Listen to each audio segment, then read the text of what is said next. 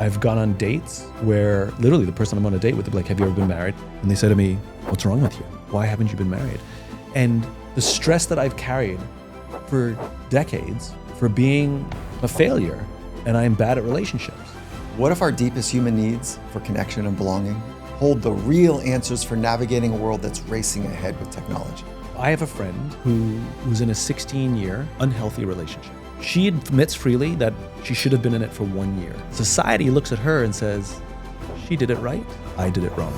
Welcome back, or welcome to the Finding Mastery podcast, where we dive into the minds of the world's greatest thinkers and doers.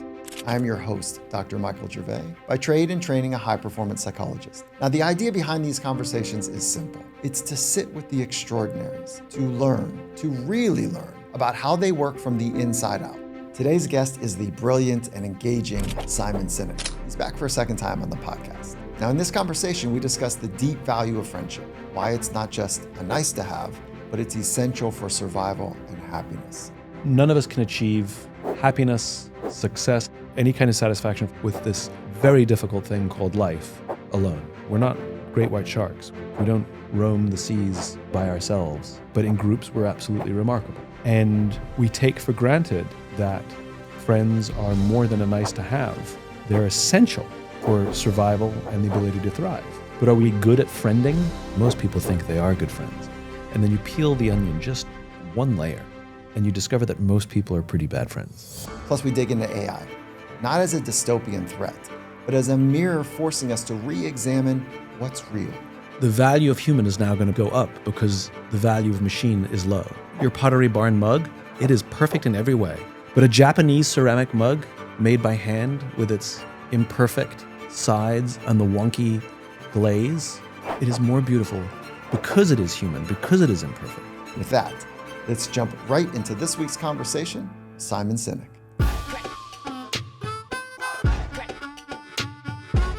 Simon, every time I get to sit with you, you keep me on pins and needles, like I'm on my toes, where it's like there's something brilliant that you're about to reshape the way I think. Oh my goodness. Yeah, standards are high now. Yeah. So this is me saying thank you for Well, I'm here to disappoint, so.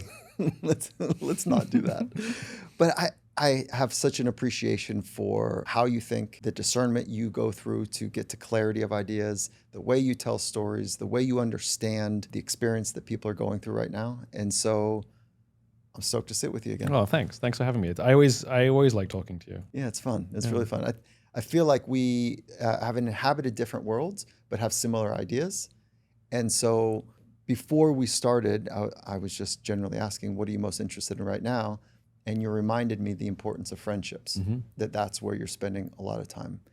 Friendships, relationships. So in general, where does that come from for you? None of us can achieve happiness, success, however you want to define success. Like, it doesn't matter to me. Any kind of satisfaction, fulfillment, or ability to cope with this very difficult thing called life alone. Human beings are not supposed to, we're not great white sharks. We don't roam the seas, by ourselves. We are social animals. We are pack animals. We are very weak as individuals. We're not very smart as individuals, but in groups, we're absolutely remarkable. We can solve any problem. We can overcome, we can fight animals much stronger than us when we're in groups. We hunt together. We're kind of remarkable. We take for granted that friends are more than a nice to have. They're essential for survival and the ability to thrive. And there's a frustration with that, right? Which is we actually have to work at being friends. The great frustration is it's actually not very natural. Like, yes, we could all make friends, kind of, sort of, but are we good friends? Are we good at friending? And I'd say on that standard, the answer is pretty abysmal. I talk to people and you say, are you a good friend? And most people think they are good friends. And then you peel the onion just one layer, and you discover that most people are pretty bad friends. Ooh, open that up a bit. I'll give you a perfect example. Let's talk about, I'll tell you me. My friends for years would accuse me of being a bad listener. And I would say, you know what I do for a living, right? Like, I'm a really good listener. Yeah, you are. And then I took a listening class, and that's when I discovered I am an exceptionally good listener with people who I will never see again for the rest of my life. But the people who I loved, terrible. Absolutely terrible. The skills that I had, I never applied at home. And so I literally called my friends one by one and said, oh my God, I'm a bad listener. And they're like, what took you so long, We are not very good at asking for help. We are not very good at holding space when our friends need help. I called a friend. I was in a bad way. And I called a friend and I said, I just need to talk. Do you have a few minutes? And they went, yeah, of course. And I started just letting it all out. And I think I got interrupted a couple times. I think they interrupted me. I hadn't even got my thought out. And they, well-intentioned, trying to tell me what I should do. And I just wanted to hang up the phone. That's not good friending. I've been that person on the other end of the phone as well, when somebody called me and all I did was go into fix mode. That's not good friending. The inability to read the room, the inability to understand what somebody needs. And when we are bad friends, what ends up happening is we leave people feeling unseen, unheard, misunderstood, alone. And that is bad for anyone's mental health. That's bad for anyone's ability to cope with stress. But that's also bad for anyone's ability to think through problems and seize opportunities. It's not just difficult things. It's the positive things as well. And so when I look at my own life and my own career, I am so grateful that my friends have been patient with me through all of my stupidity and idiocy and selfishness and self-involvement. I'm so grateful that they pushed me when I didn't want to push myself, that they held me when I wanted to be alone, and I wouldn't be where I am, and I wouldn't be able to call myself happy if it weren't for these remarkable human beings around me. And so to take what I've learned about friendship, some of them hard-learned lessons, and share those lessons with as many people as I can, I think I have to. How we fuel our bodies matters. If you want to live a high-performing life, if you want to live a good life, nutrition is part of it. So is your psychology. So is investing in your craft. So is being part of a community that's switched on. All of that matters. I want to talk about a company that I go to for supplementation that I think is a really important part of my nutrition game. It's Momentous. The reason that I love what they're doing is that everything that they build is based on NSF certification. So NSF for sport basically means that what's in the label is actually in the product, which means that athletes who get tested on a regular basis, they can take this stuff knowing that what they're taking is actually what's in the product. I know the founder, I know the team, I really trust what they're doing, and I just want to talk about it. They've got a new product, it's called Creatine Lemon, and great, creatine, it's been tested, we understand the value of creatine by now, good for cognition, good for muscle growth, but the thing that I actually love about this product is the form that it's in. When I'm on the road, which happens a lot, I don't need to kind of figure out how to get the tub into my luggage. They figured it out for me. So I love what they're doing from what's on the inside. I love the product form, is awesome. I want to encourage you to go check them out as well. What was just happening inside of you during that recall of how valuable your friends are? I mean, I said it. I have immense gratitude. You embodied it. You didn't just say it, you fully embodied it. I could hear it and I could feel it, and I watched you change as you were saying it. I don't know if you're completely tuned or aware to it, but it's striking when you're on the other side of it, when you see somebody fully embody the words that they chose. And so can you just stay here for a minute? Like, what did you just do? I honestly don't know. Does it sound like what I'm saying is completely foreign to you? Or did you say, or are you internally, privately going, wait, what is he saying? Or, yeah, I did feel it, but I didn't quite notice it at the time. But now that we're talking about it, yeah, I do feel what I say. I think I always feel what I say. I don't, it's a little bit of I'm a little bit, like, I don't know how to respond, to be honest. I don't know what you saw. I saw something happened in your eyes, your micro expression around your eyes changed, and your voice inflection shifted. And when you're really into it, you look down. You were like in your own world, feeling the gratitude for your other people. You weren't kind of musing up like this. You weren't making these kind of wild eye contact to, like, it's too much. You were just in your world experiencing gratitude. And it's worth pausing because all of your insights are always crisp. They're really good. Every insight that you share, I go, yeah, that's good. Oh, that's good too. Oh, yeah, friendship. Okay, good. there's a difference between people who practice gratitude and people who check the box of what they're grateful for. Mm-hmm. You were just practicing gratitude. And if we're going to set somebody up to train themselves to be more tuned to their emotional state, especially the more like aperture opening emotions like gratitude, you don't want them just to write it down and check the box. You want them to fully feel it, which is what you just naturally did. So that's why I just wanted to pause and ask, like, what was that like for you? I'm relaxed. Let's keep going. Look, we have a problem. And again, it goes back to good intentions misplaced or misused. And you and I are part of the problem, right?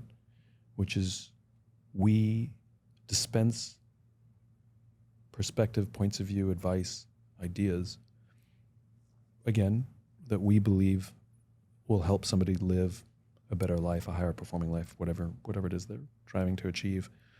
And the problem is advice is followed very literally. The number of times you and I have told people things and they've done it and we're like, that's not what I meant. Gratitude being a good one, checking the box of gratitude, doing your gratitude diary, And there's people who've made whole cottage industries out of selling us gratitude diaries and the like. I'll give you a really funny example of this, of the danger of these things that are not embodied but practiced. I met this wonderful couple, madly in love with each other, and they were telling me how it's really important that they have oxytocin when they hug each other because they want that real connection. And they read an article that it takes about 16 seconds for oxytocin to start flowing when they hug. So they always make sure to hug for at least 16 seconds. Of course, what I'm thinking is, you got to be kidding me. The woman later on that day, or the next morning, I can't remember, and she said, you want a hug? I said, I'd love a hug. And we start hugging. Beautiful, beautiful, warm embrace. And I stop. I interrupt. I go, are you counting? She goes, yeah. I'm like, I can feel it. I said, stop, please stop.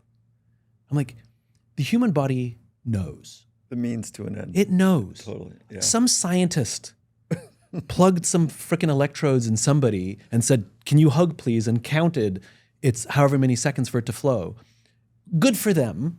You don't need that number. Your body knows. Stop counting and feel. You and I will both know when we've connected. So let's try again, okay? Just be with me. And we hug again. Sure enough, however, I don't know how many seconds, some short period of time later, we felt really good. And it felt really warm and connected. And I held it a little longer than that. And then I stopped and pulled away and said, do you feel that? That's oxytocin.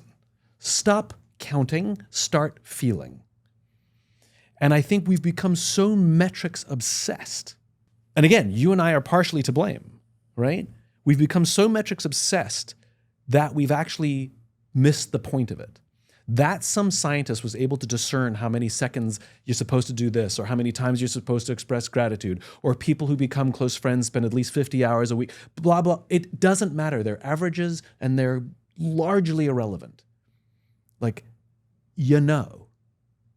Like, there's no metric for how in love you are. There's no metric for, like, a parent's love. There's no metric for trust or belief.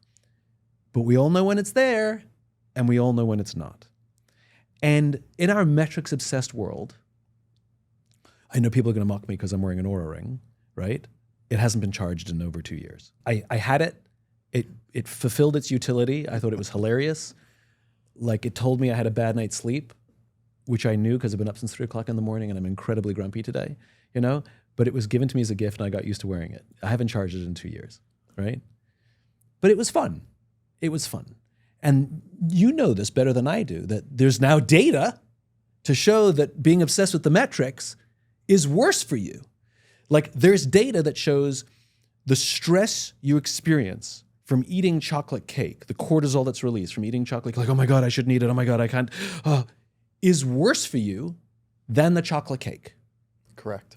The obsession with the sleep metrics and the gratitude metrics is worse for you than just missing a couple of days or having a bad night's sleep or having an unhealthy meal.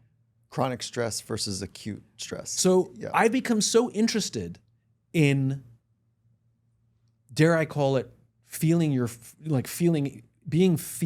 friendship. I don't even have a word for it. So I went to this longevity summit recently. I was dragged to it. It wasn't by choice. Longevity is not something you're interested in. Not the way that it's practiced. Okay. Like, sure, I want to live a long and happy and healthy life. Absolutely. But obsessing about my longevity is not something I'm interested in. Mm-hmm. But I went to the conference, right? To be a good friend. To be a good friend. I'd like to say I went with open mind, but I'd be lying. Yeah. And, I took a test where they scanned me, and they were doing it for everybody, and I had to hold some electrodes, and it spun some cameras around me, and who knows what it did. And it's a data point. I think these things are interesting. I don't think they're false, but I don't think that it's gospel either. But I like data, as a marker.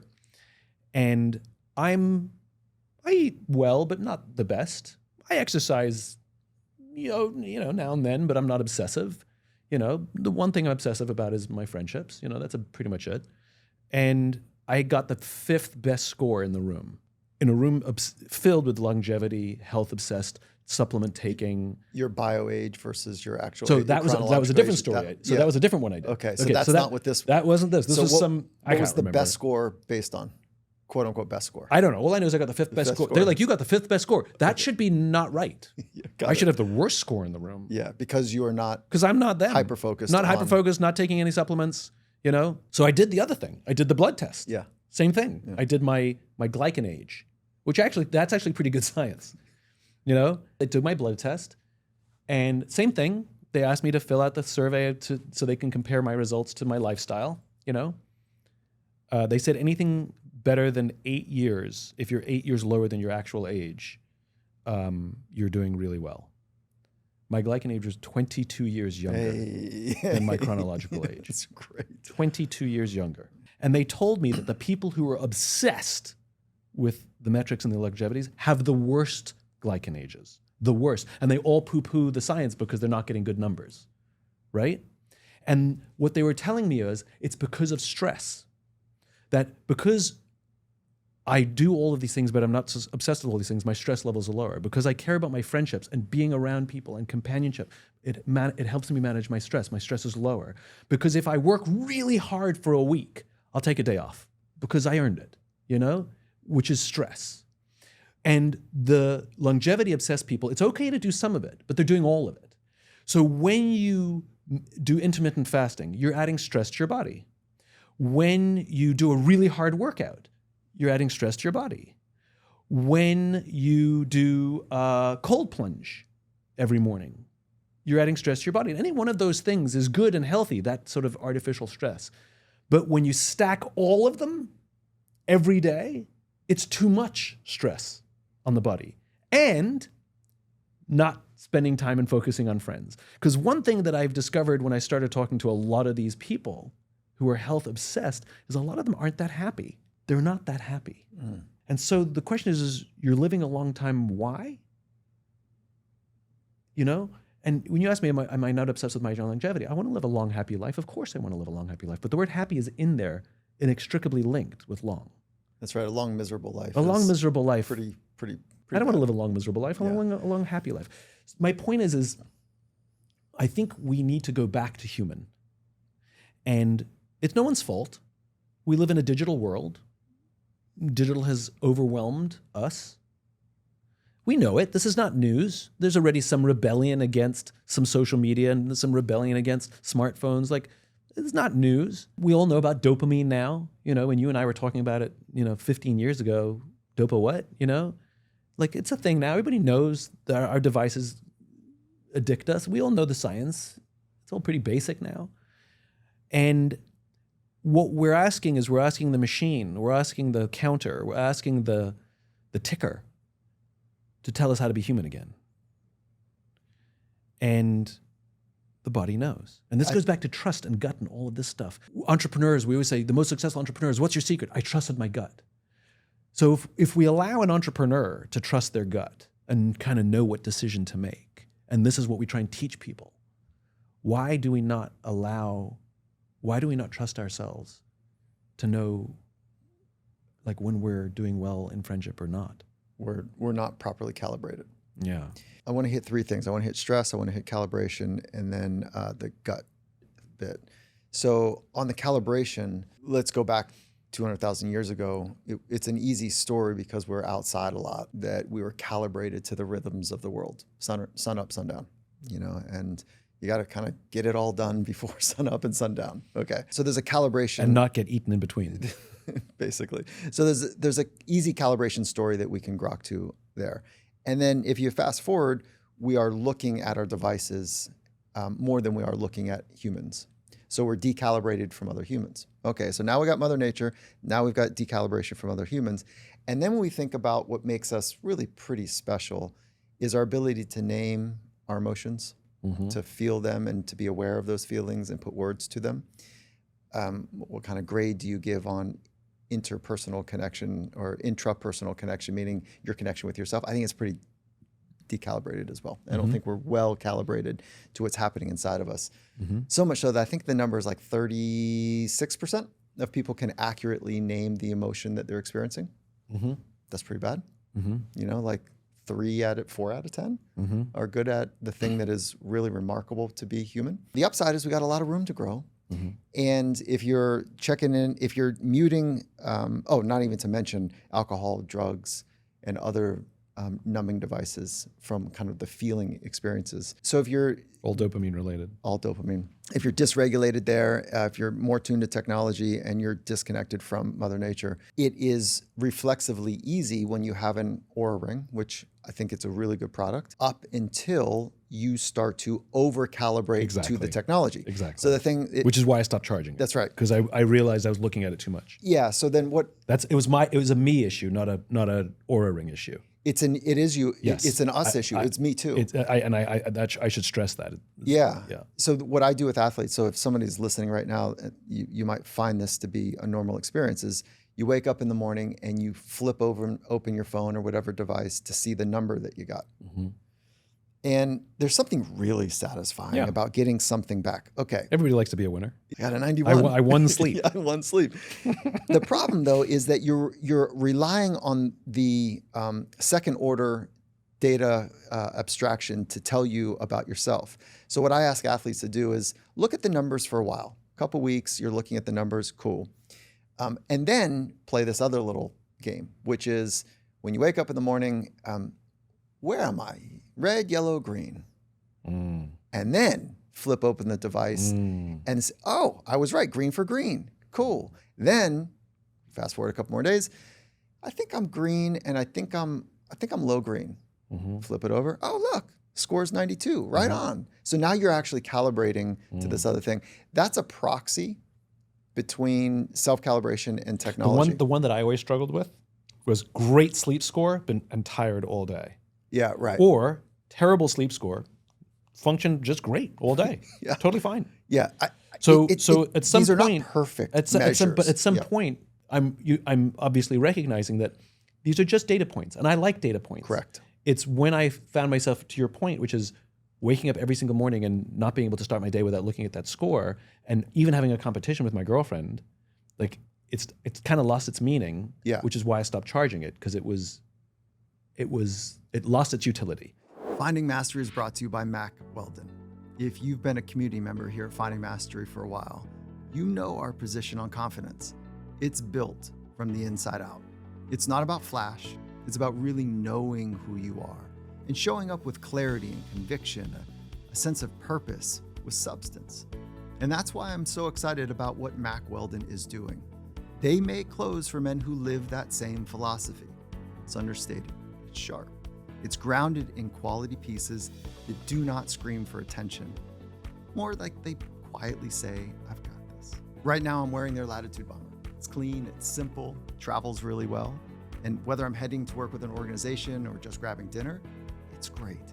And their silver and denim jeans, it's an elevated fit, it's got great fabric, and somehow they feel broken in from day one. They did a really nice job with them. And what stands out most to me is their mindset. Mack Weldon believes, quote, knowing is more important than showing. And that really resonates here with what we're doing at Finding Mastery, working from the inside out. And if that aligns with how you want to move through the world, I'd encourage you to go check them out. Head to mackweldon.com and use the code Finding Mastery for 20% off your first order of $100 or more. Again, use the code Finding Mastery at mackweldon.com for 20% off your first order of $100 or more. If you're decalibrating based on the technology, we're not in the right way. But if you're using it to be the tuning fork, that's very good. You're the tuning fork first, and then you look over there. And I do ask my wife, like after I've tuned and she's done her job, hopefully to tune, how'd you do?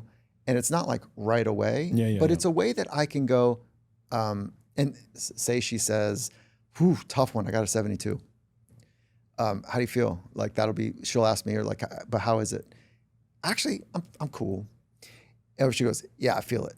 Then I know that, okay, I'm on dish duty, I'm on trash duty, I'm on doing the things that, that I just want to carry extra water, if you will. Yeah. And that helps me in some respect. And I realize as I'm saying, even like, why am I not doing that all the time? I think healthier. There's a partnership in there where if she's like, oh, you're tired, I'm going to carry your bags for you. And if I look over her and she's tired, and I'm like, let me carry the bags for you. There's something cool about that. Yeah. So anyways. I think the thing that we forget, and we've definitely forgotten this in business, we've become obsessed with metrics in business and quarterly results. And again, we think of business in terms of winning and losing. We've talked about finite and infinite games before. That we forget that metrics, unless it's a finite game, unless there's a score and there's a beginning, a middle, and end. Which is the characteristics of a finite game. Which is a finite game. A finite game is always a beginning, middle, and end, where the metrics absolutely are the score, and the end of the game, the score actually matters. For an infinite game, like nobody's going to win sleep, right? Nobody wins business, but we have metrics in sleep and business. And the problem is that we have to remember that those are just markers. They're indicators of speed and distance. How fast am I going? How far have I gone, right? That's all they are. They're not absolutes, and they're no and this is one of the problems with putting metrics on feelings, on sleep, on all of these infinite components. We treat them with a finite mindset, and that's where the problems are. That's why we're having stress, because we think we're losing. Or we're smug and we think we're winning when we're actually unhappy, right? Yeah. But they are simply indicators of speed and distance. How far have I gone? How fast am I going? And so going back to your sleep metrics, which is I am doing better. I am moving faster. Like I'm recalibrating, to use your language, which I really like. Mm-hmm.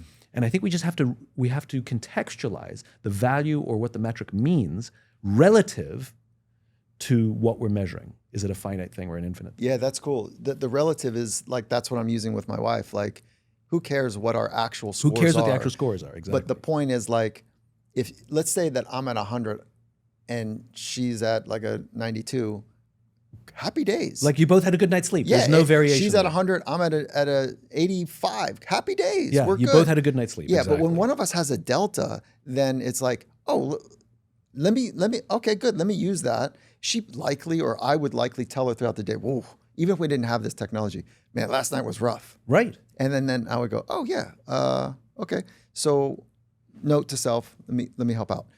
And I think that this is just an excuse. You know how, like, I don't know, some psychological assessments are kind of excuses to start a conversation.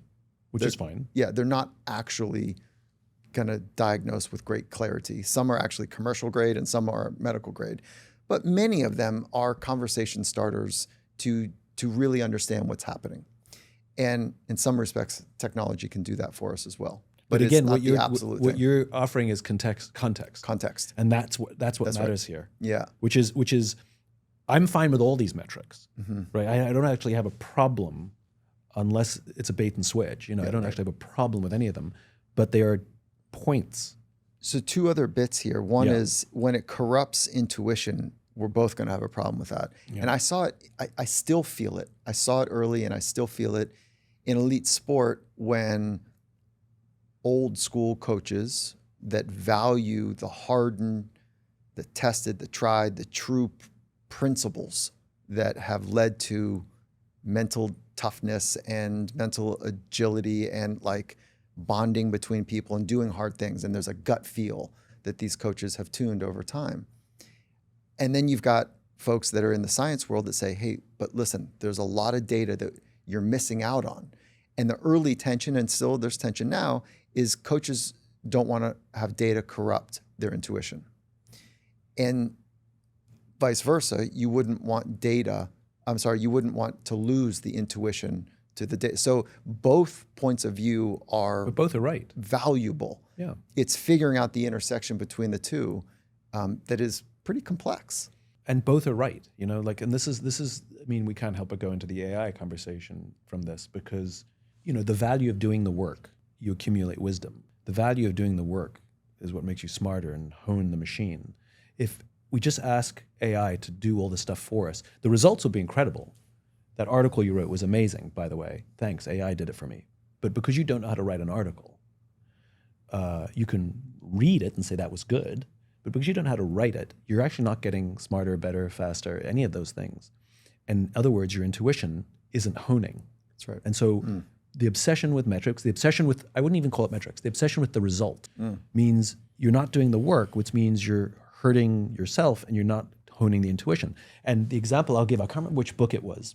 There were these firemen who were, they were fighting a forest fire, or fire in a field, and the wind kicked up and the fire started chasing them. And these guys are running for their lives. They're just running like crazy, right? And the fire is coming. And they will be able to outrun it, except for the fact that there's a hill. And the old timer screams, "Get down, get down, get down." And if the young kids ignore him because the fire's coming, he jumps down, puts his hands over his head. And what his intuition knew from years of fighting fires, which was never taught, is he knew the fire was burning so fast and it was burning through the grass really quickly that it would just burn, it would just fly over him. And so he hunkered down, the flames went right over him, caught up with the kids who got caught up on the hill, and they all died. Right? You gotta fight a lot of fires to have that instinct to just know. And eventually that knowledge can then be passed down and be taught in a lesson. But the lessons have to come from somewhere. We can't teach something we don't know. And somebody has to either succeed or, like, I'll give you a really, really, really funny one, which I just realized the other day. And I don't even know if this is biologically or anthropologically true. I just really like it.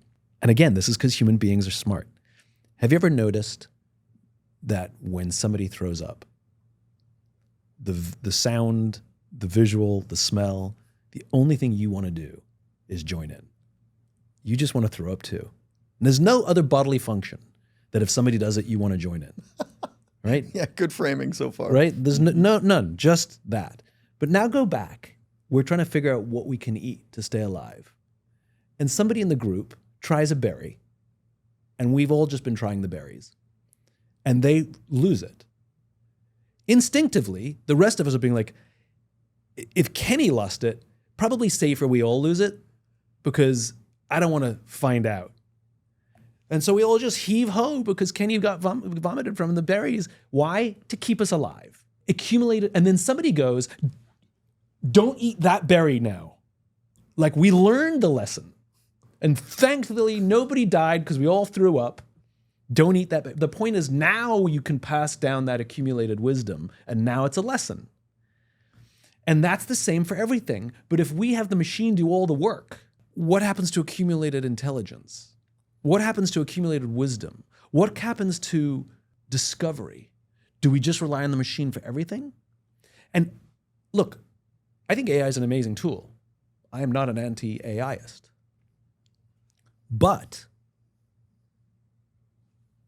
it's the difference between somebody who wants to have surgery to have big muscles, but they'll still be weak if they don't work out. Like, we can put all the implants in and your body will look amazing, but you're weak, right? Which is, it will look amazing. The press release is amazing. That article is amazing. That drawing is amazing, but you're weak. And I choose to write my own books. I choose to write my own blogs. Not because I think they're better. I definitely know it's slower. I'll have the AI fix my grammar because that's annoying, because I want to be stronger. I want to be smarter. I want to solve logical, intellectual problems by having to go through the difficult thought process of making it work on a page. That's my choice for my body and my mind. And I think what's going to start to happen is, it's probably already happening, which is the value of human is now going to go up because the value of machine is low, right? So like things that come off an assembly line are perfect and not special. Your Pottery Barn mug, it is perfect in every way.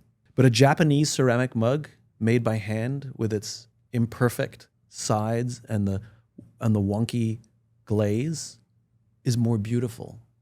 It is more beautiful because it is human, because it is imperfect.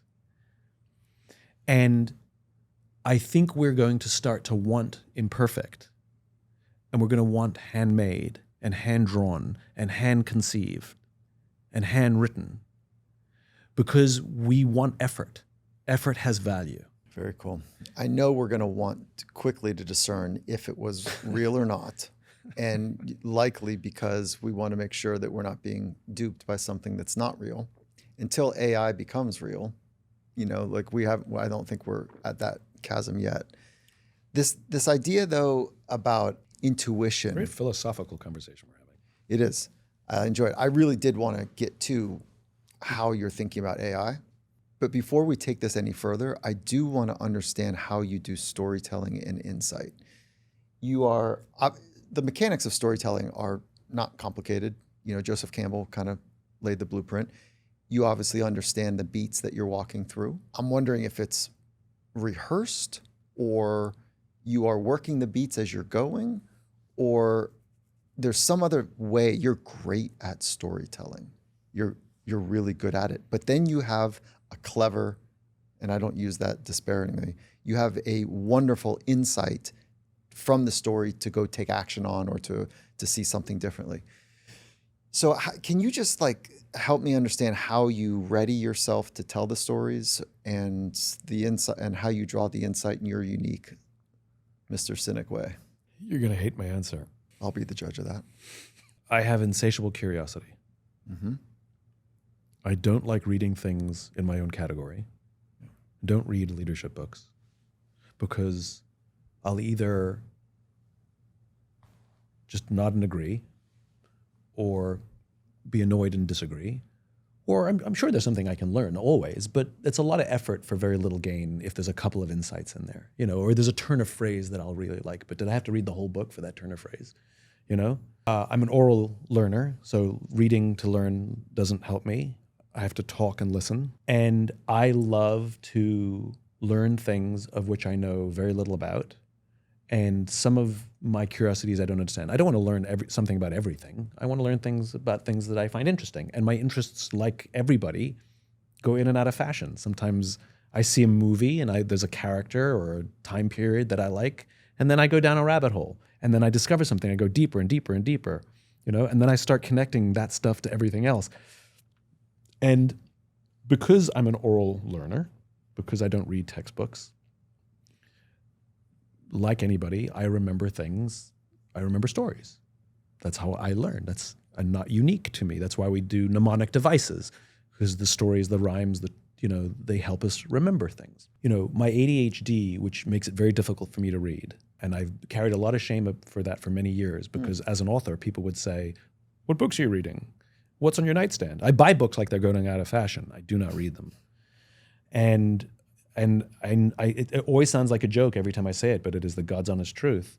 I have written more books than I've read. And where I used to carry shame, I now realize it's an absolute superpower. The only way for me to remember something is if I remember the story. And so I pursue stories. So when somebody's explaining something to me, I genuinely don't understand it. My brain just doesn't work that way. And so I'll always say, "Can you tell me a story to help me understand what you're trying to explain to me?" Not unique to me.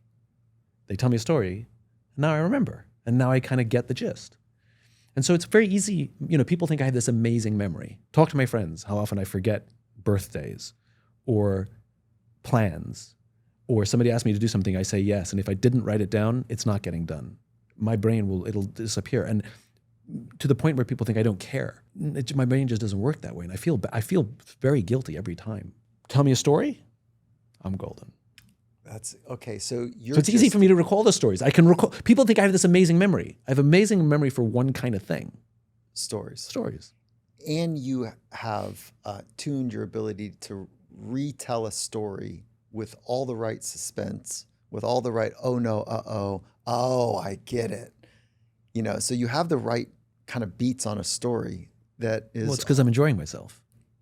As you're telling the story. I'm telling the story to myself. And are you seeing it in color? I see it visually. I don't see it in color. You see it visually. Do you see it as pictures or do you see it as a movie? Oh, that's a great question. So here's what popped in my mind as you asked me that. The way I would play as a kid, right? I had these little toy plastic soldiers, and where a lot of kids would be like, they'd hold the soldiers up and be like, psh, psh, psh, psh. That's not what I did, right?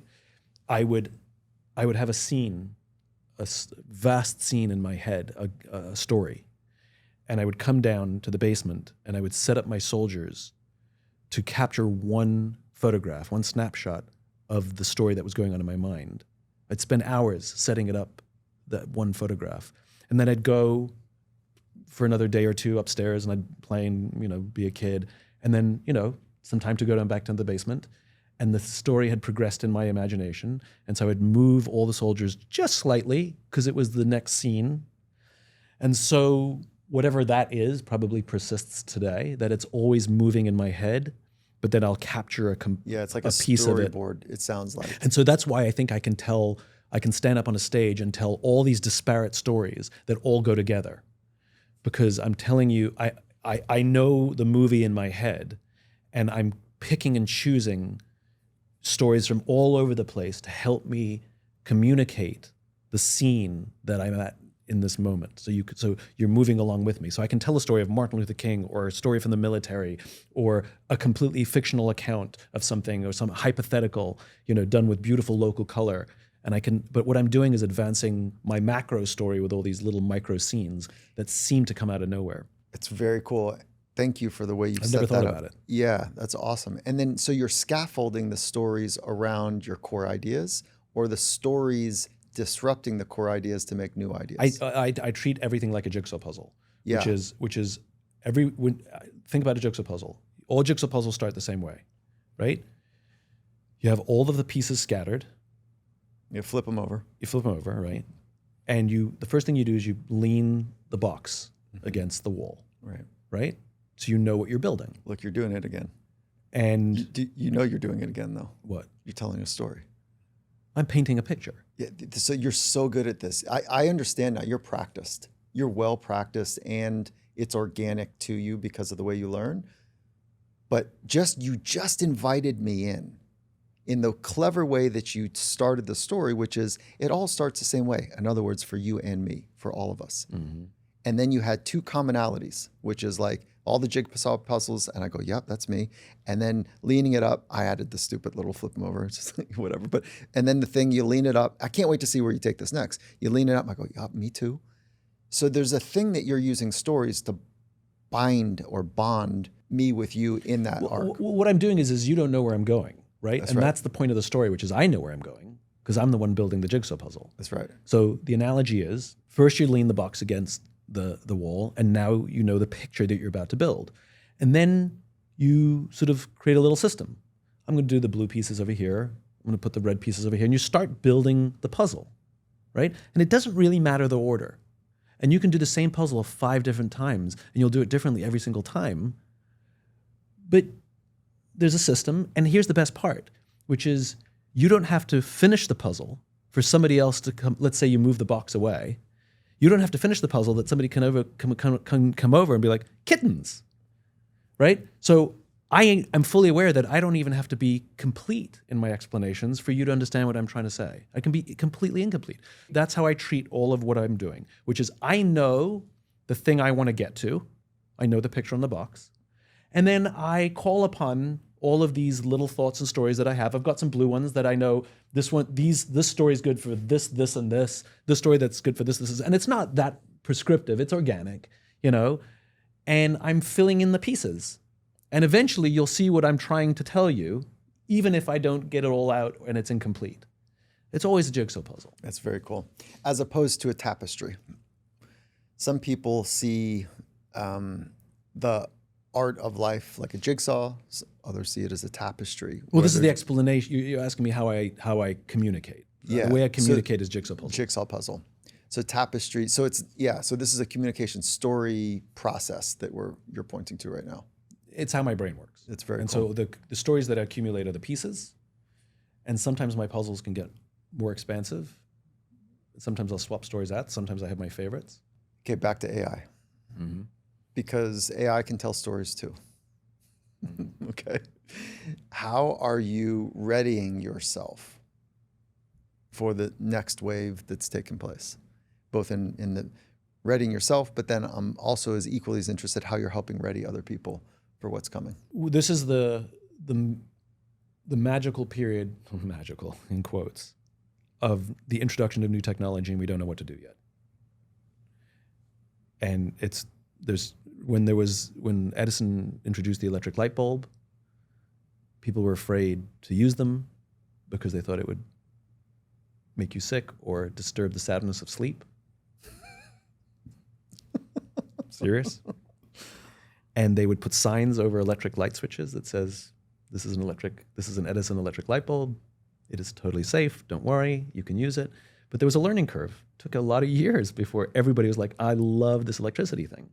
There's always fear and uncertainty of new stuff, and we don't quite know how much to use it or how little to use it.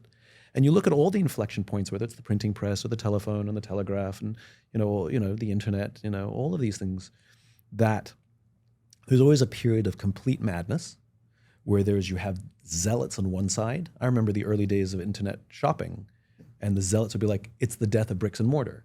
Didn't happen, but sure, we'll go with that, And then there's the other side, which are the protectionists and the fearists, like, oh my God, this is the worst thing in the world. The sky is falling. Are you kidding? We're all going to die. Let's be Luddites and dig into the old. This is what we know.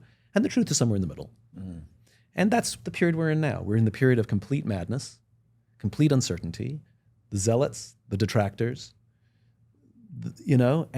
and I think for any kind of new technology like this one, to reject it is stupid. Don't need to be overly zealous because you're probably over-guessing its utility, and you're also forgetting that human beings are on the using side of it, and you won't know how we choose to use it.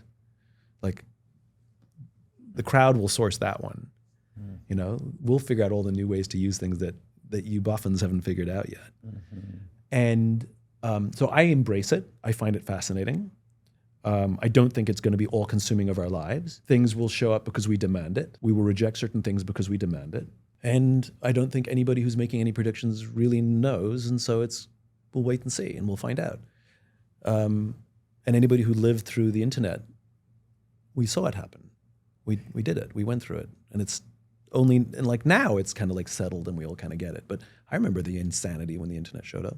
So you're not pointing to friendship and relationships as a counter rotation to digital toxicity. It's not a pendulum. It's not a reaction to. Yeah. I recognize that me sort of going deep and talking about relationships and friendships now absolutely addresses a lot of the ills that have been caused by an excessive digital life. I'm fully aware of that. But it's not like I woke up one morning and be like, we've gone too digital, I need to go friendship. It wasn't a reaction. Yeah. It was more organic than that, but I'm fully aware that I get a twofer. And that, yeah, you definitely. And that came from usually, life-shifting insights or set of practices or ways of living come from some sort of suffering or pain. And I know it sounds a bit brutalist and harsh, but that's been my experience, and I think research holds it up. Like, why do people change? Because of pain. I'm wondering, are you clear or able to share what happened that led you to wanting to over-index in your life or reinvest in your life on relationship? So my work is all semi-autobiographical. It's my journey. So that's when you ask me, is it a reaction to digital world? I'm like, no, it's a reaction to my world. That's right. And it just so happens that it's an antidote to the digital world. Like I said, twofer, right? So yeah, I can tell you where it comes from for sure. My social life, my romantic life, I've never been married. I've had a couple of long-term relationships, but not many. And I've gone on dates where literally the person I'm on a date with, they're like, have you ever been married? I'm like, no. They're like, well, what's your longest relationship? I'm like, about 3 years. And they say to me, what's wrong with you? Like, why haven't you been married? And the stress that I've carried for decades for being, and I believed my own narrative, that I am a failure and I am bad at relationships. And people like, you have commitment issues. Like, they all diagnosed me, And it didn't sound right, because I don't think I do. Maybe I do. It's stressful, and you carry that weight that I'm bad at relationships, and I don't know how to make people happy, and I let people down. And it's a light word. It's a little heavier than stressful. And just over the past few years, I've had some experiences and insights that have challenged my own narrative about myself. So I have a friend who was in a 16-year unhealthy relationship. She admits freely that she should have been in it for 1 year. Society looks at her and says, she did it right, I did it wrong. That's what society would say. That's right. She got it right and I got it wrong. There's something wrong with me. There's nothing wrong with her. Because there's something flawed in you if you can't figure out If I can't figure out how to do it. But staying in a 16-year relationship that you should have only been in for one, that was unhealthy and unhappy and just not a good thing. From the surface. From the surface. That's right. But that's the point. And I realize I'm a very happy person despite my lack of relationships, because I have great friends. And why is it the society overvalues the romantic relationship and undervalues the friendship? Why do you think that is? I don't know, Judeo-Christian values. I couldn't tell you. I don't know. Probably. But this is the world we live in, where there's an excessive amount of pressure to get married, white picket fence, 1.3 children, or whatever the statistic is, 2.1, I don't know, right? And entire economies on how to find it, nurse it, get it, make it, right? And yet there's so little on friendship. And if you're not in a relationship, you still have friends. And when you are in a relationship, you still have friends. And in fact, if you are in a relationship and you abandon your friends, you're a bad friend. I would say you've got some and I'd say you got some issues. Yeah, that's right. In fact, if you want to have successful relationships, you better have friends to hold space for you when you're struggling in your relationship. And last I checked, every single successful, happy relationship, when you talk to the people in that relationship and you say, what's your secret? They all say the same thing. It's hard work, and we do the work. Well, if it's such hard work, who's supporting you in that hard work? I bet it's your friends. So basically what you're telling me is the secret to successful relationships is in part friends. And so I just came to the realization and the conclusion that I have great friends and I have a very happy life. And it turns out you can make out with some of your friends now and then, by the way. So it's like I'm missing out on nothing. I'm a happy person because of my friends. And so I've... Do you have friends with benefits, as it's called? I have had friends with benefits. Does it work? Sure.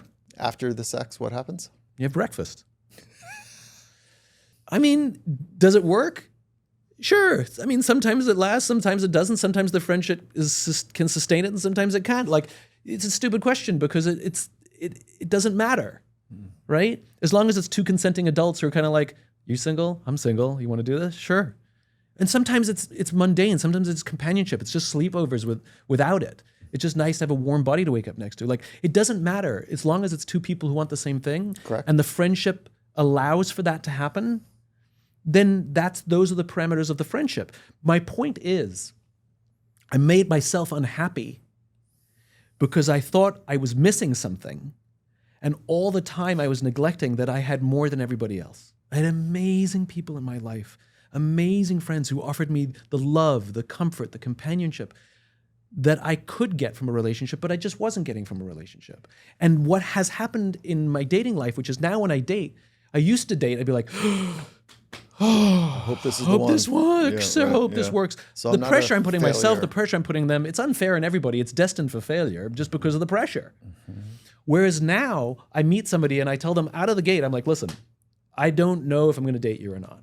What I can tell you is I would like to become your friend because I like you, and maybe there's a friendship here. And if the friendship, if there's enough here that we can become friends, we've already won.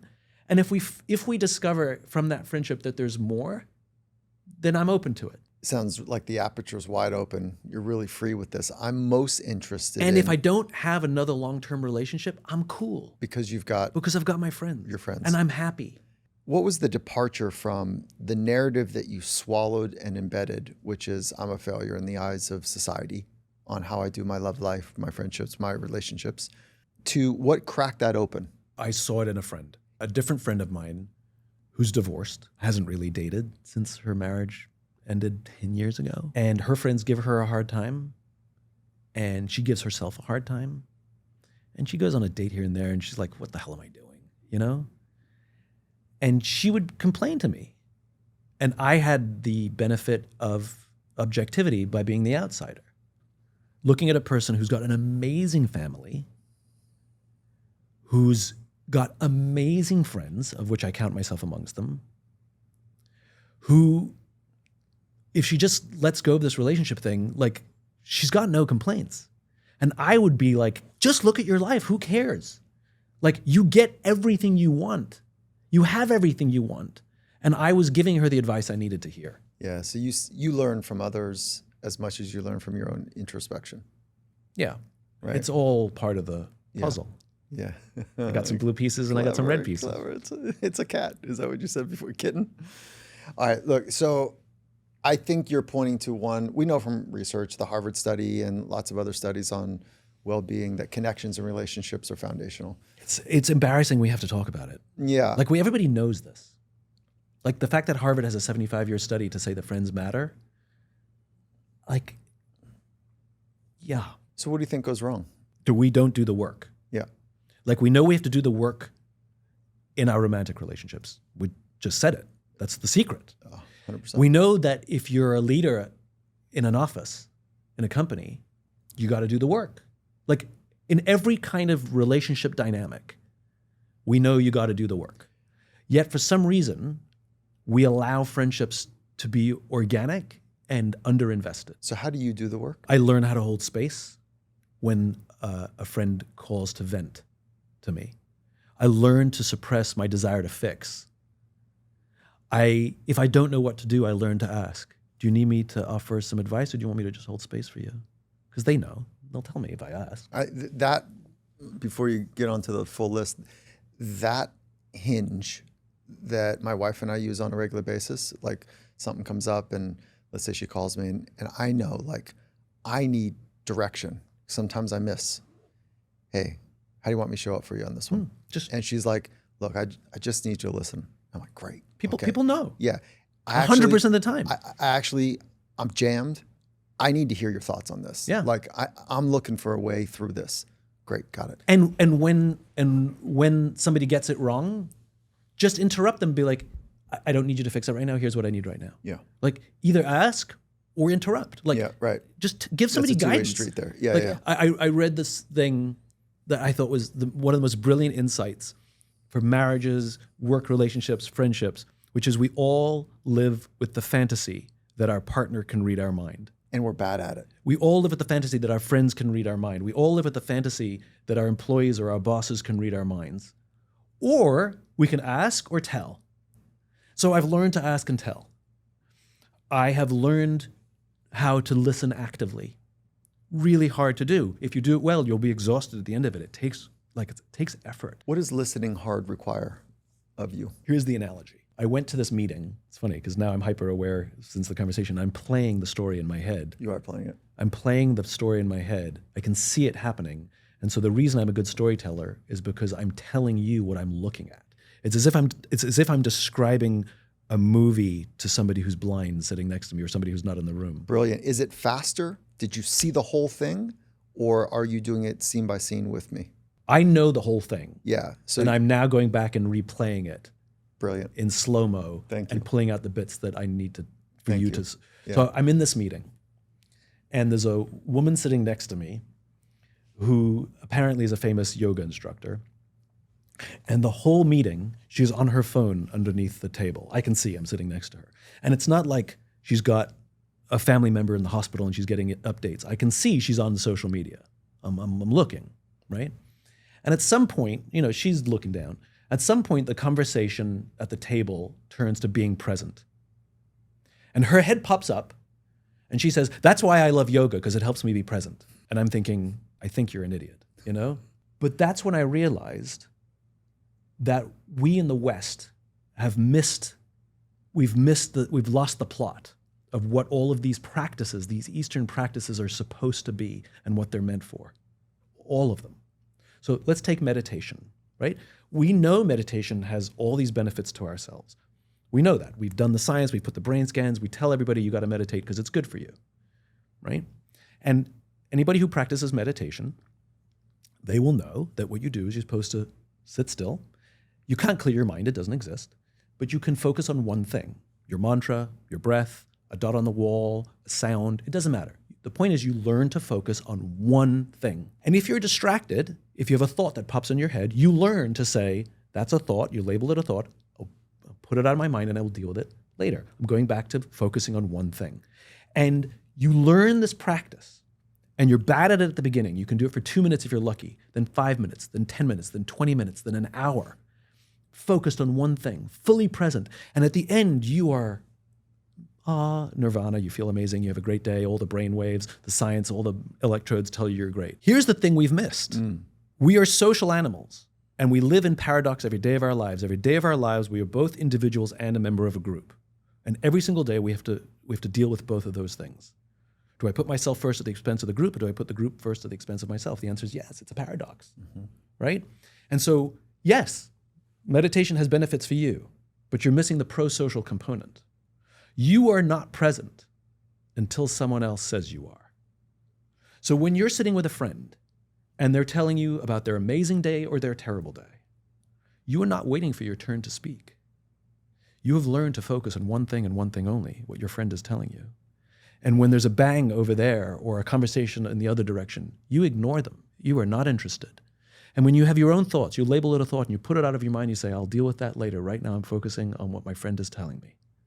And at the end of the conversation, you know that all of that meditation that you've been doing has now successfully been applied for your friend. You will know that you are present because your friend will say to you at the end, thank you for listening. I feel heard. My goodness, I feel whole. Thank you for being present for me. Congratulations, all the meditation was worth it. That's active listening. It's hard work to put aside the thing you want to say when you really want to say it. It's hard work. I've had to learn this. So, like, somebody's telling me a story, I'm getting to know somebody, and they tell me a story of how they went to Hong Kong, and the first thing I say is, I went to Hong Kong too, because I want them to know I can share and understand their experience. Wrong. Somebody tells you they got in a car crash. Don't tell them you got and into a they were car crash. traumatized by it. And you Right. go, oh, yeah, when I was 12, I had trauma too. I hit a bumper. And it's scary sounds. Totally missing the point. Missing the point. And what I've had to learn to do is, though my desire is to match their experience, to show that I can relate, that's my intention. What I end up doing is interrupting them, not making them feel heard, downplaying their experience simply because I'm talking about me. And so I've learned to put all of that away and say, oh my God, that sounds awful. Tell me more about it. How was your vacation? How was Hong Kong? What was your favorite thing about it? And I've learned to be curious and make them feel seen and heard and understood. I will have my turn later. I'm not perfect. I still screw it up all the time, but I'm way better than I used to be. That's active listening. The space of it is great that you provide yourself. Are you more curious about their thoughts, their feelings, their behaviors, or tripwires? All of the above is a good stack, but where do you naturally fall to? Depends on the person. Yeah. So Depends if on you the think person. they need a little bit or would benefit from a little bit of the feeling side, you'll ask more about that? Or is it more? I don't know if it's that. I don't know if I think about it that much, to be honest. Mhm. I think if I like somebody and I want to know more about their experience, if I had a good night's sleep, I'm full of questions. Do you sleep well? Yeah, I do. You do sleep well? Yeah. Yeah. How do you, like, The ADHD helps. meaning that you're just like, A lot of deep sleep. yeah, and you're buzzing throughout the day, so by the time you get to pillow time, But it's I think it's a known thing that people with ADHD sleep hard, sleep Yeah. deep. I Yeah. sleep deep. Like it takes me a while to fall asleep, What but does? once I'm out, sayonara. What are some of the best practices you have? Because you live a pretty vibrant life. I could drop the word pretty. You live a vibrant life. What are your practices? Relational, we got it. Value sleep, it sounds like you got it. What else are you doing? Moderate exercise, I think you would say. I think the thing that I've learned over time is grace. Just to give myself grace and recognize that what works for one person doesn't work for everybody. And my goal isn't to learn what works for somebody else. My goal is to learn what works for me. So I'm chronically disorganized, right? So I've tried a system to keep me organized or downloaded some app, and it was great for a week or two, and then I abandoned it. And then I would feel guilty that I couldn't stick with it. Or I'm messy. So I get to the point where I'm so annoyed and I organize and I rip out everything out of the shelves and put it all back. And I'm like, I'm going to keep it this way because it's so good. It never, ever happens. And I used to beat myself. I was like, why can't I stay organized? And then or why won't this system work for me? I'm going to find a system that works for me. And then I just allowed myself grace, which is the system worked great for 2 weeks. And then I'll find another system. And it's just made me less stressed about, I have periods of disorganization and periods of hyperorganization. I have periods of stress and periods of total disconnect. I have periods of productivity and periods of complete no productivity. And it's all fine. So I'm always trying to get better, but it's all fine. Yeah. Grace is the antidote to self-criticalness. So it sounds like you were and it doesn't mean resignation. Mm-mm. It doesn't mean whatever, just this is how it's going to be. I'm always trying to be better. I'm always tweaking the system. But if it doesn't work for me, then it doesn't work for me. And that doesn't mean that there's anything wrong with the system, because if it works for somebody else, then that's great. But it doesn't work for me, or it only worked for me for a short period of time. And so when you talk about the vibrancy of life, I would even say that comes in fits and starts. I think my life is moments of unbelievable vibrancy and unbelievable, whatever the noun is, for mundanity. Do you slip into melancholy, depression, or are you more on the anxious side? I think I used to get lonelier than I do now. Mm-hmm. I used to feel like I needed somebody around me all the time. Mm-hmm. And I've given myself grace. My friend Rick, who's like a monk, he's not a monk, he's like a monk. I asked him, I'm like, do you ever get lonely? He said, no, I'm always with myself. And I fell in love with that. And I like the company I keep. I like the company I keep. And I Do you like yourself? I do. Mm-hmm. It's important, sounds cheeky. I don't like aspects of myself. It's an important question to wrestle with. I think we have to give ourselves the same grace that we're supposed to give other people, right? Which is, you never label the person, you label the behavior, right? You don't label the character, you label the behavior. So you wouldn't say to somebody, you're a liar. You say, you told a lie. You don't attack someone's character, you attack someone's behavior, or you criticize the behavior. We're supposed to learn that. That's correct. Well, we should apply that logic to ourselves. There are behaviors I don't like that I've done or that I do. There are things that I don't like about me. But as a character, as a thing, yeah, it's good. There's a Woody Hoberg. Dr. Hoberg I think he's like the best of us. He's a friend. He was on the podcast. He MIT PhD, NASA astronaut, got up to the ISS, International Space Station, and then was nominated for the spacewalk. And he is phenomenal. Bet he's a nice guy too. His character. Oh, so annoying. Yeah, I mean, he is literally So the annoying. best of us. I think the thing that I asked him this question, when you think of living your best life, how do you think about going about that? He paused. He says, yeah, I think it's like just making, if I have 1,000 choices throughout the day, I'm just trying to, at each one, make the right choice for me at that time. Yeah. And it's backed up against the value proposition, and it's backed up against, or in its counterbalance to the vision he holds of what could be. Yeah. And I don't think it's that more complicated. It's a really simple thing. Now, where it gets tricky is when you zig when you know that zagging was the right choice, and you zig, and you know that you made the easy, sloppy, wrong, expedient, whatever decision, right?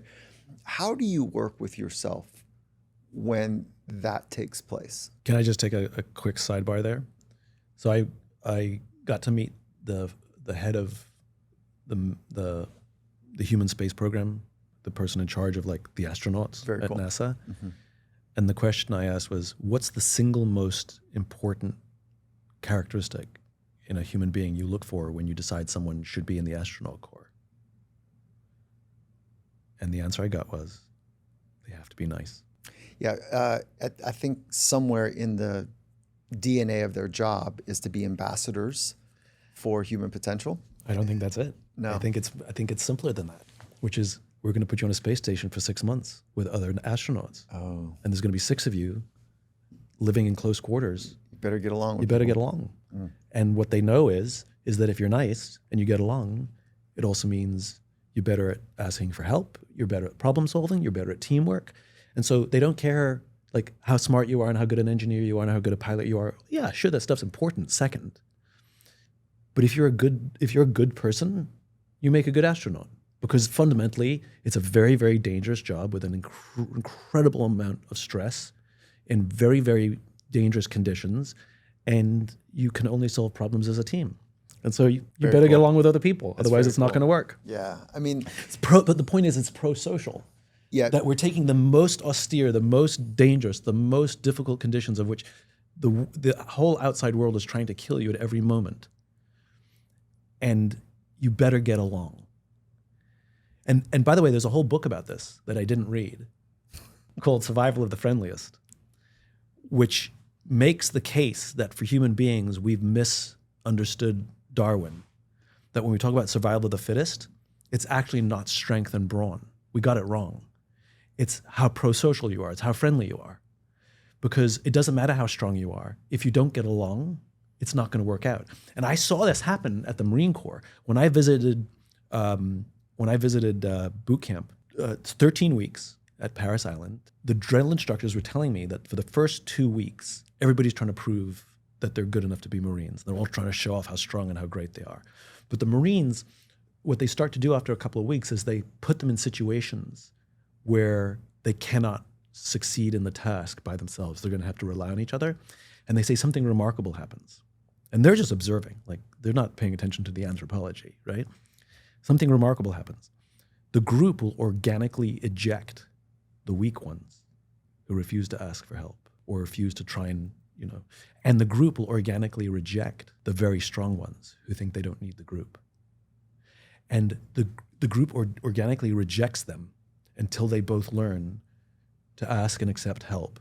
And you better help the group because it's not just about you, big guy. Very cool. And they have to learn to ingratiate themselves back into the group. And this is proof that survival of the fittest is the ability to put yourself second and put your strength and your brawn and how smart you are and how you want to show off and show how great you are and say, no, I'm going to be a valuable member of the team. And then it works. We are much more like a coral reef than just about any other analogy I can think about. Yeah. We need each other to survive well. And, there are sharks that swim amongst the coral reef that are dangerous and they're predatorial. And there are, all the different fittings but we need each other in this ecosystem. So if an alien were to drop down and say they just got to observe you and you're the N of one to recognize who humans are. Okay, so they're going to say he's smart. They're going to say, oh, he's great at storytelling. Oh, yeah, he really values relationships. He's a little disorganized. He knows it, though. So humans are disorganized. They're good friends. Fill in the blank, fill in the blank. What do you want them to see or to know about you that you're not there yet? It's not totally apparent to the alien that drops into space or from space. I think it's a flawed question because I'm not there for everything yet. Everything is a pursuit. Okay, but that's the answer. That would be your answer. The question still is, I'll spar with you on this. The question is to invite, where is the unfinished business for you? And your response is, it's all everything. of it. It's I'm like, it depends on the week. You know, sometimes I'm focused on work, and so I'm trying to be a better leader. And then some weeks everything's running automatic, and I'm good, and like the team's fine, they don't need me, and I'm focused on somewhere else. And Okay. so I mean, like it's all. Let me double click one more time, which is, I don't mean to be evasive, but it's like. No, I don't think evasive. I think I want to, let me see if I can drill it down one more niche though, which is, what is the part of you that you're yearning to have more evident? The part of me I'm yearning to have more evident. Closer to the surface. I think my grapple is the same as everybody else's grapple. You know, I think it's a journey that some of us are further ahead and some of us are further behind, which is to be fully myself all the time, everywhere. You know? Like, when do I edit myself? When do I hold back? And when do I allow reckless abandon to just, you know? So I don't think that's unique to me. And I think that's everybody's struggle, which is to be fully yourself all the time and have it not be performative either. Like people who they're sort of annoying and sort of in your face about things. And you're like, you want to settle down a little bit? And like, just being myself. I'm like, really? Is that the self you want to be? Yeah, I think we're in this, I think people forget that being yourself includes I interact with other people. And that's part of that's the struggle, which is you don't want to be so much yourself that you just end up offending and pissing everybody off, even though you're just being authentic, quote unquote. Yeah, but at the same time, you want to be so restrained and such a pleaser that you've hidden who you are as well. And so it's a very difficult question. It goes back to what I was saying before, which is being human is to live in paradox, which is I am me, but I'm also a member of a team, a member of a family, a member of a church, a member of a community, a member of whatever. Like, we're members of groups every single day. At the same time, I am me and I am an individual, and every single day I'm trying to be me, but every single day I'm also trying to be a good member of the group. And it doesn't always line up well.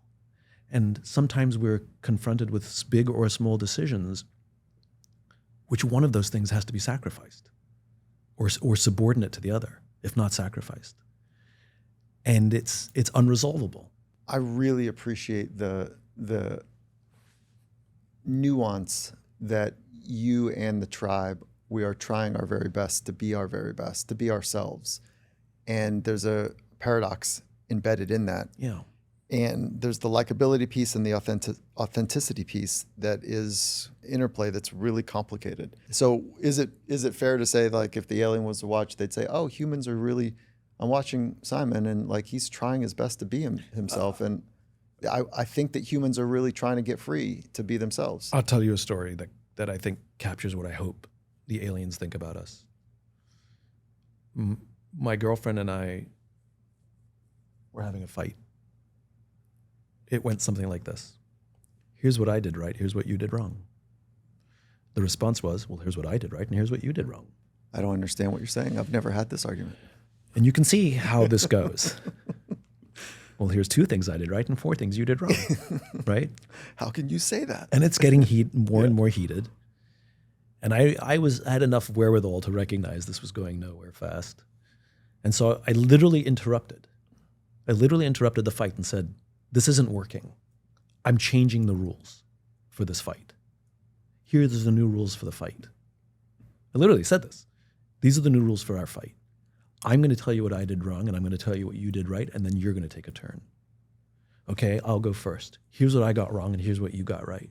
And she goes, yeah, well, here's what I got wrong, and here's what you got right. And I went, yeah, well, here's something I got wrong that you freaking nailed. And within 20 seconds, we both realized we were trying. And even though we were idiots and making a mess of it, we were trying.